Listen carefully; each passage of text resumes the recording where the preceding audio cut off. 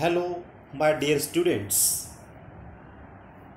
In our previous video, we learned the poem The Little River, which is written by Rabindranath Tagore. Now, in this video, we are going to start English workshop of this poem. Now let's see question number 1A. Name the following from the poem. In this question you are seeing 5, so you have to just name them from the poem. चला तर पाहूया पहिला काय प्रश्न आहे. 2 trees. ह्या poem मध्ये कोणत्या 2 झाडांचे नावे आली आहेत ते लिहा. 2 tree. Names of 2 tree. Number 1 mango and 2 palms. Hope so you are getting it. Second, 2 animals. Poem मध्ये आलेल्या 2 ॲनिमल्सची नावे सांगा. Cows and jackal. या पोएम मध्ये अशा प्रकारे काऊज आणि जॅकाल हे 2 ॲनिमल्सचा उल्लेख केलेला आहे. Third one 2 seasons. पोएम मध्ये मेन्शन केलेले सीजन्स कोणते 2 नावे सांगा. Summer and rainy. Number 4 2 non English words. या पोएम मध्ये असे 2 शब्द की जे इंग्लिश वर्ड्स नाही आहेत आणि ते वर्ड्स आहेत आषाढ व दुसरं गमछा. Number 5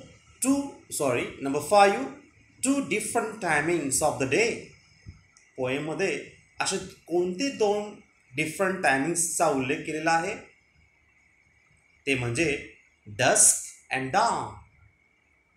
अशा पद्धतीने आपण ह्या पहिल्या प्रश्नाचं उत्तर या ठिकाणी पाहिलं आहे. पुन्हा एकदा पाहूया. 2 trees, mango and palms. Spellings तुम्हाला माहिती असेल. पाम्सची स्पेलिंग आहे PALMS.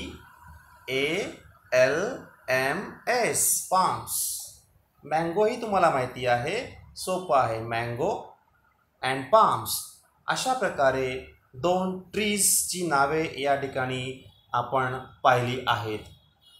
नेक्स्ट क्वेश्चन जर आपण पाहिला तर तो आहे या ठिकाणी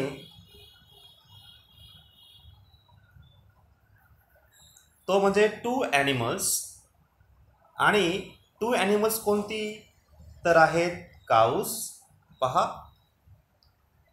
काऊज अँड जॅकाल. तर अशा पद्धतीने आपण याची स्पेलिंग्स लिहू शकतोय. त्यानंतर आहे सीजन्स कोणते आहेत तर सीजन्स आपण पाहिलेत.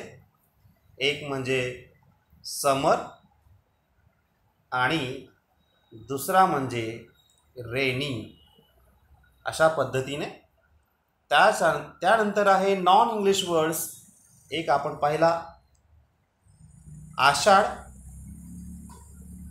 आणि दुसरा आपण पाहिला गमछा. बघा या ठिकाणी आपण स्पेलिंग्स देत आहोत. अशा प्रकारे आषाढ आणि गमछा हे 2 नॉन इंग्लिश वर्ड्स आहेत. आणि लास्ट क्वेश्चन आहे टायमिंग कोणता आहे या ठिकाणी तो म्हणजे डस्क आणि डॉन. तर अशा प्रकारे इथे आपण स्पेलिंगसुद्धा समजून घेतलेल्या आहेत. नाव let's C question number B. Pick from the poem words that describe sounds. प्रश्नाचा अर्थ कळला का? प्रश्नाचा अर्थ समजून घेणं फार आवश्यक आहे. तर पहा, प्रश्न असा आहे, pick from the poem words that describe sounds. ह्या पोएममधून असे शब्द शोधून लिहा की ते साऊंड्स डिस्क्राईब करतात. साऊंड्सचं वर्णन त्या ठिकाणी आपल्याला दिसतं. तर ते शब्द कोणते आहेत? तर ते असे पहा. या ठिकाणी बॅबलिंग तुम्ही नाव पाहिलं आहे पोएममध्ये. बॅबलिंग साऊंड स्पेलिंग पहा, BABBLING, बॅबलिंग. त्यानंतर आहे चर्पिंग. चर्पिंगमध्ये सुद्धा आपल्याला साऊंड हा डिस्क्राईब होतो, चर्पिंग. त्यानंतर आपण जर म्हटलं तर स्वर्ल्स, स्प्लॅशिंग. ठीक आहे, स्प्लॅशिंग. तर अशा पद्धतीने स्प्लॅशिंग. त्यानंतर हॉल, HAWL, ह्यामध्ये काय डिस्क्राईब होतो? साऊंड. पुढे पाहूया आपण. प्रश्न क्रमांक पहिलाचा C काय आहे तो पाहूया. Pick out words that describe the flow of the river water. पहा, याचा अर्थ काय?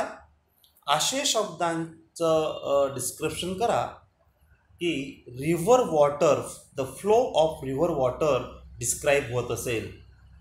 तर बरं सांगा, या ठिकाणी शब्द कोणते आहेत ते?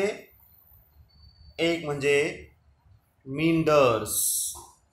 पहा, स्पेलिंग MEANDERS, मींडर्स. त्यानंतर TORRENT, टॉरेंट. नंतर करंट, CURRENT. त्यानंतर इनस्पेट.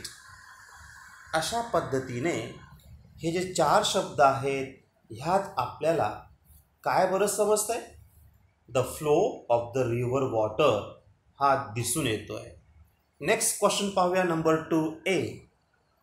Find out 5 lines from the poem that contain the figure of speech. Alliteration. Underline the initial sound of a word repeated in each the lines. याचा अर्थ आपणास समजला असेल. Find out 5 lines, 5 ओळी शोधायच्या आहेत ह्या पोएममधल्या, that contain the figure of speech.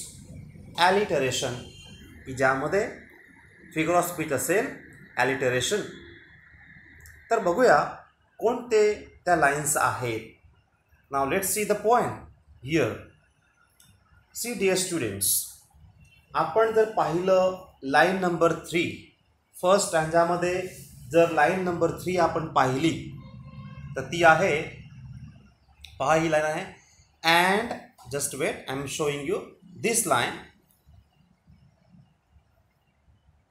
And cows and carts can cross it with ease. पहा, आता ह्या लाईनमध्ये काऊजचा C, कार्टचा C, कॅनचा C, क्रॉसचा C. अशा पद्धतीने एकाच ओळीमध्ये 4 वेळेस C हे अक्षर किंवा साऊंड, आपण साऊंड म्हणूया, त्याचं रिपिटेशन झालेलं आहे. आणि म्हणून या ठिकाणी फिगर ऑफ स्पीच आहे ॲलिटरेशन. लक्षात ठेवा की ज्या ठिकाणी एखादं लेटर जे आहे ते पुन्हा पुन्हा आलं असेल किंवा त्याचा साऊंड पुन्हा पुन्हा आलेला असेल तर त्याला म्हणायचं असतं ॲलिटरेशन. पुढचं बघूया आपण. तर लाईन नंबर जर आपण म्हटलं फर्स्ट, पहिली लाईन पहा, सेकंड पॅराग्राफमधली, हा सेकंड स्टँजा आहे. यामध्ये फर्स्ट लाईन पहा, ही no sign of slime the sands shine bright. First line आहे ह्या सेकंड स्टँजामधली. याच्यामध्ये जर आपण पाहिलं तर S S S S. पहा, ह्या ओळीत सुद्धा S हे अक्षर 4 वेळेस आलेलं आहे. त्याचा साऊंड जो आहे तो 4 टाइम्स आपण पाहत आहोत. याचा अर्थ या ठिकाणी फिगर ऑफ स्पीच आहे, अलंकार आहे, तो म्हणजे ॲलिटरेशन. पुढचं बघूया, नेक्स्ट वन. तर नेक्स्ट जर आपण म्हटलं तर third line in third, just wait, third line in third paragraph, see आणि ती लाईन आहे third line in third stanza 1 2 3, girls and boys bath close to the bank. पहा ह्या ठिकाणी बॉईजचा बी, बाथचा बी आणि बँकचा बी. इथे बी हे अक्षर तीनदा आलेलं आहे, याचा अर्थ आहे ॲलिटरेशन. पुढचं पाहूया आपण. तर first line in fourth stanza. पहा हा fourth stanza, see this 1 2 3 and 4. त्या फोर्थ स्टँजामधली फर्स्ट लाईन पहा. I am showing you the first line. ही लाईन ती आहे at dusk and dawn once there bath is done. तर पहा ह्या ओळीमध्ये हा डस्कचा डी, डॉनचा डी, त्यानंतर डनचा डी. इथे हा डी जे अक्षर आहे हे पुन्हा पुन्हा आलेलं आहे, म्हणजेच या ठिकाणी आहे ॲलिटरेशन. पुढे जाऊया. लास्ट वन बाकी आहे. तर सेकंड लाईन ह्या स्टँजामधली जर आपण पाहिली तर या ठिकाणी सुद्धा आहे अलंकार ॲलिटरेशन. ती लाईन आहे they dip wash clothes to trap small fish. तर पहा इथे बरं काय आहे, कोणतं अक्षर जे आहे ते पुन्हा आलेलं आहे, कोण सांगेल? तर पहा सेकंड लाईन जी आहे यामध्ये आपण टी, टी जो आहे तो पुन्हा पुन्हा आलेला आहे, याचा अर्थ आहे alliteration. In this way we have just seen this question. आता पुढचा प्रश्न पाहूया काय दिला आहे तो. क्वेश्चन नंबर 2चा B. Pick out 4 lines that contain the figure of speech onomatopoeia. याचा अर्थ काय बरं आहे की ह्या पोएममध्ये ऑनोमॅटोपोइया हा जो फिगर ऑफ स्पीच आहे त्यासाठी 4 लाईन्स पोएममधल्या शोधून या ठिकाणी लिहायच्या आहेत. ऑनोमॅटोपोइया म्हणजे काय? असा फिगर ऑफ स्पीच की ज्या ठिकाणी साऊंड क्रिएशन होत असतं त्याला म्हणतात onomatopoeia. A word which shows the creation of sound, sound creation, that is called onomatopoeia. याच्यामध्ये कोणत्यावर लाईन्स आहेत ते पाहूया आपण. See the poem. तर पहा ह्यात जर पाहिलं चर्पिंग, चर्पिंग जो शब्द आहे त्यात तुम्ही सांगू शकता. पहा ती चर्पिंगची लाईन कुठे दिसते? ही ती लाईन आहे chirping mynahs through that side. Chirping mynahs through that side ही जी लाईन आहे या लाईनमध्ये आहे ऑनोमॅटोपोइया, कारण चर्पिंगमध्ये साऊंड क्रिएशन होत आहे. त्यानंतर आपण जर पुढे पाहिलं तर फोर्थ स्टँजामध्ये फर्स्ट लाईन पहा. फोर्थ स्टँजाची फोर्थ लाईन पहा. The jackal. Are you seen this? This one. The jackals howl is heard there at night. या ठिकाणी हॉल जो आहे तो वर्ड साऊंड क्रिएट करतोय, याचा अर्थ या लाईनमध्ये आहे ऑनोमॅटोपोइया. पहा स्पेलिंग लिहितोय मी. ऑनोमॅटोपोइया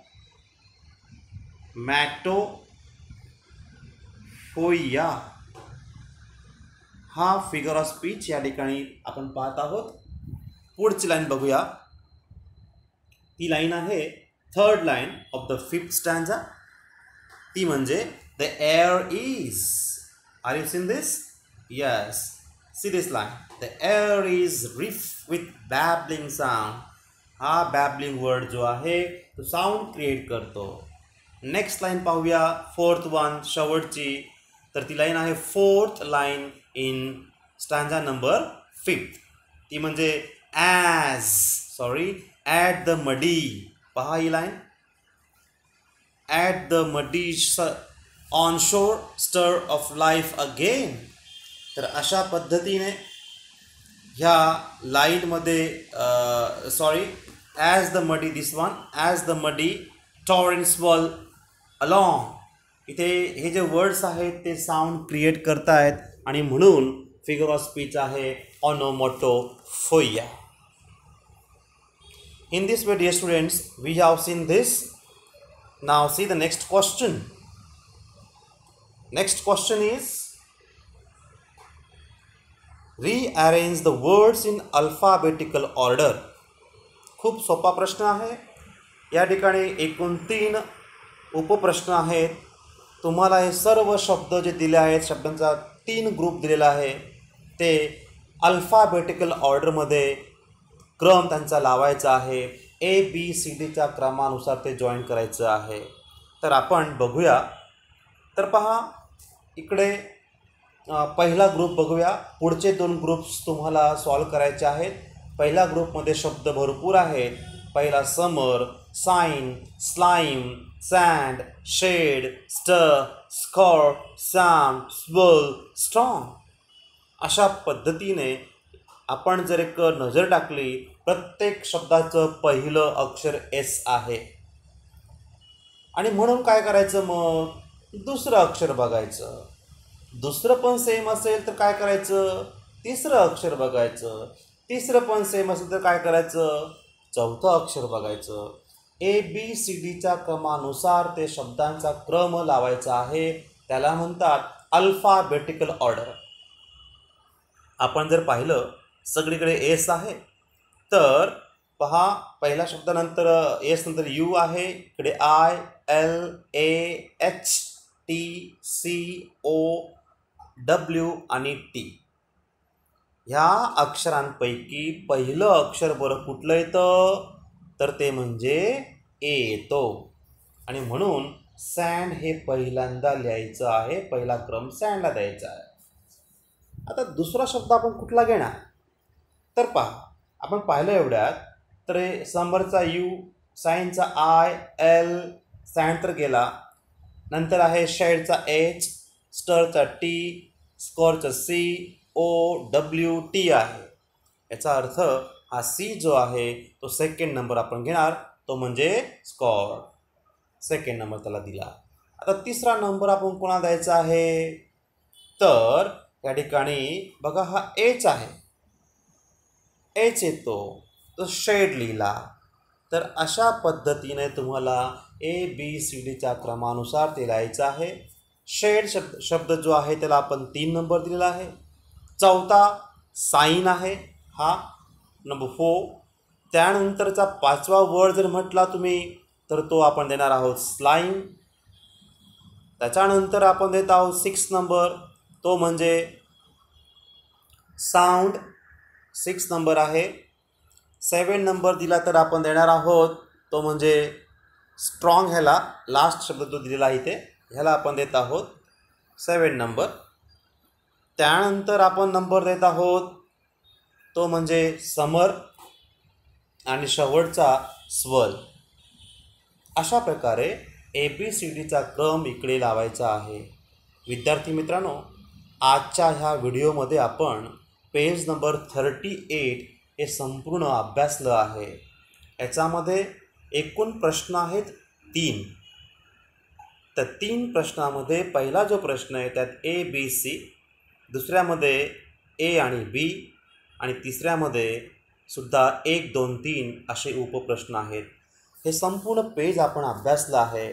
माझी तुम्हा सर्व विद्यार्थ्यांना विनंती आहे की आपण छानपैकी आपल्या वहीत लिहून त्याचे फोटो मला पाठवायचे आहेत. So very thank you to all of you. Have a nice day.